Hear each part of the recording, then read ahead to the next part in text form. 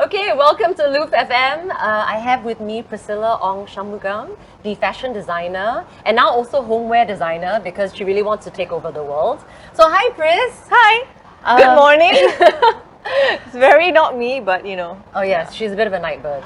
Okay, but anyway, so it's the 1st of January, and unlike most people who had a really, more people had like a slowed down 2021.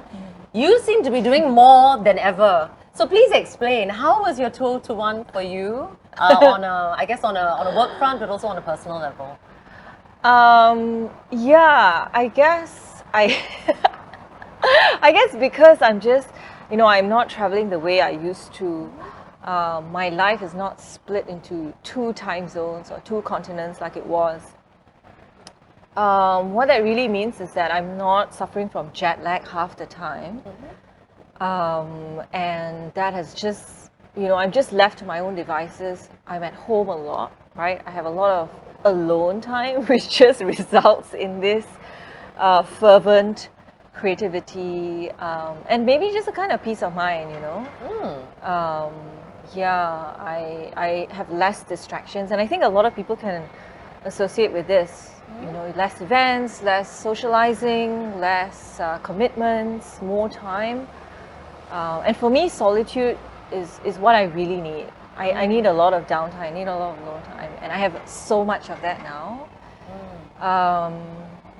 Well, so that means that, so COVID actually, it wasn't actually an adversity for you. It actually turned out to be one of your most productive times. It sounds awkward to say this in difficult times, but we're posting our best results, financial results. Amazing. In 2020 and 2021. And I link that obviously to, this sudden abundance of things that we just seem to be popping up, but also maybe, to be honest, it's just a captive audience that we have here in Singapore. Once upon a time, people were traveling, they were pushing their spending power outside the country. They had a lot of distractions as well. But now a lot of us are just trapped here. And maybe people are also being a little bit more thoughtful with their consumption. So instead of buying more, they're buying less, buying better, throwing out a lot more stuff. And then, so whatever comes in has to be of a certain quality or design value or thought process. So maybe for businesses like us, who've never been about a low price point or just fast fashion or just buy, maybe we're just a beneficiary of that. So I feel like that's also part of why the homeware became a bigger play for you last year, because fashion, obviously people aren't going out the way they used to. Yeah, they're definitely spending time at home. Yes. So we were so fortunate that we actually launched our homeware in December 2019, which was just before COVID hit, right? At least in Singapore. So that kind of gave us a slight head start. So we were already in people's minds when they started to realize that, hey, my plates look shit at home.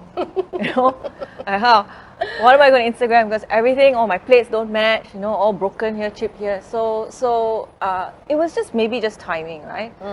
But obviously with supply chain issues and border closures, so this inability to travel, it really made things extremely difficult to source, to manage production. Everything is delayed. But where there's a will, there's a way, right? And I think all businesses across all industries have just had to just get clever and go around. Maybe spend a bit more money, because once upon a time you could ship everything by sea freight. Now everything's by air freight. So your costs go up. But people are spending money, man. People are bored. I think people are just bored. Bored shit. Yes, you are right. Bored shit would be another catchphrase for 2021.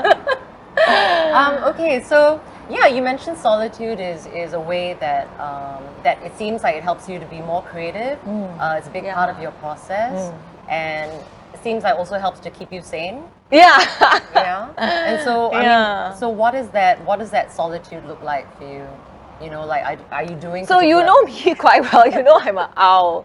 So if people don't know this, well now you do. I generally sleep anytime between 3 to 4 a.m. She sleeps nightclub hours, basically. She's, yeah. Just, I'm in the wrong industry clearly, but yeah, I sleep generally 3 to 4, and I'm up by 9. You know, yeah, and I guess those wee hours in the morning is really where I wouldn't say I'm working all the time, but I told you the other day, I'm just sitting down and staring into nothing because I need that. You know, sometimes you just need that. Sometimes I'm doing my online shopping, trying to decide who has the best wreaths, the best color combinations, and then the spokes are all at the right, you know, angle. Who is it? Stupid stuff like that. But no lah. I mean, yeah, the solitude is really important, and I think it's just the peace of mind. So there's nobody WhatsApping you. There are no DMs on Instagram. There are no emails. There's nothing. Even my husband is fast asleep. The dog is sleeping. Everything is just quiet lah. And yeah, for me, it's usually where the thought process at its best. And I can also, you know, create a mess at home because I may have a lot of fabric swatches lying around, a lot of fabrics, you know, bundles, materials, Pantone coat swatches, you know, just all that kind of thing. It's not great all the time, honestly, because you know, nobody wants to have a messy home, I guess. But it's tough lah. It's tough. No amount of storage is enough. So yeah. Yeah, it's good also because then you don't have staff, you know, approaching you every 5 minutes. This one can, that one cannot. Should it be this or this? Don't.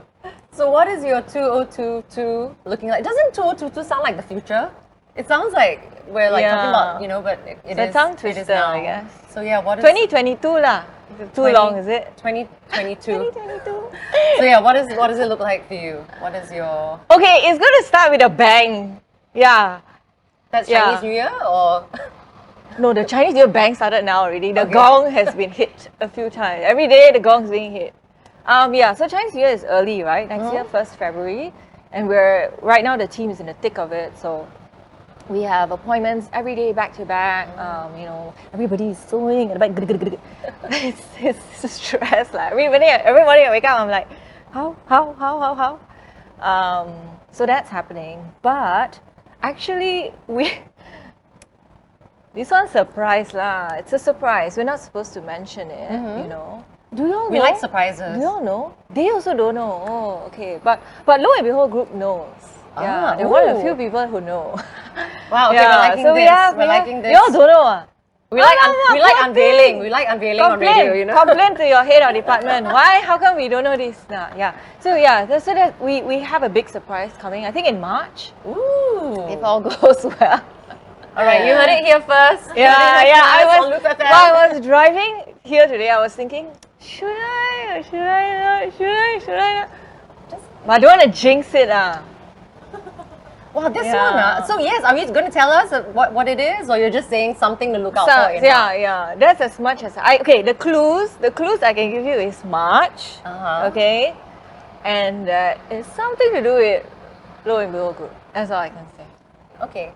So I'm going to ask you rapid fire questions. Oh, okay, my specialty. Let's go. Come. All right. And I mean, it's just preference, whatever resonates. Okay, Okay. All right. So pre-COVID or current day? Current day. Given constraints and parameters or completely open brief? Open brief. Constant challenges or smooth sailing? Constant challenges. Okay. What is worse, creative block or a super tight deadline? Super tight deadline. Introvert or Super tight panties. You love to say the word panties. Ugh. Okay, anyway. Introvert or extrovert? Extrovert lah. Don't waste time. Stoic or excitable? Excitable. Meticulously planned or serendipitous? This is a tough one. Meticulously planned. Yeah, I knew that one. All right. Yeah. And create or immerse? Ah. If you had to choose at this moment. Create. And only for you, I'm going to ask this question: cat or dog? Dog lah! Ayo! Show them your. She's very famous for doing a particular thing. Please, for the audience, show them. Okay, so let's talk a bit about adversity. Okay, can. All right. So, Come. I mean, I guess you were in a slightly different position than a lot of people this year. Like, you actually really try to make the best out of. Yeah. But this was also after the London store had to close, huh? Yeah, I know that was a big thing. Yeah. So, when you moved to London, what was it because of challenges here or new horizons? What was the impetus to get out? The simple reason I moved to London was because I got married, and my husband is from London. And when we kind of assessed the situation at that time, we felt that it would make more sense for me to be there, and it also felt very exciting for the brand at where we were. Like we weren't too young. We were sort of at that cusp of growing maybe to outside the country. But also, I think just the chance of being based in a fashion capital, it was just too good to pass, I guess, as an opportunity. So I decided that I would go. Obviously, it meant that it was quite tricky for the team. But again, by that time, I had this team that had been with me for a few years. So I felt like, okay, the trust is there. Maybe confidence we need to work on, but whatever, let's try.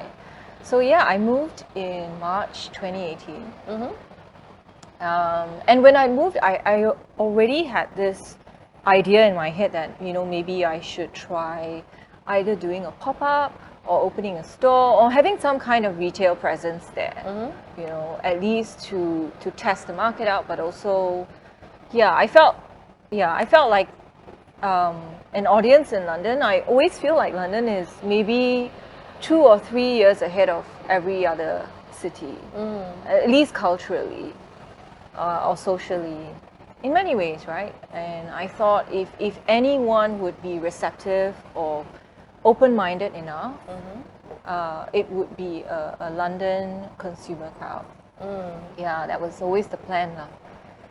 So yeah, I mean, we found a space, we signed a lease, we did the renovations, we shipped all the inventory over, we flew the staff over.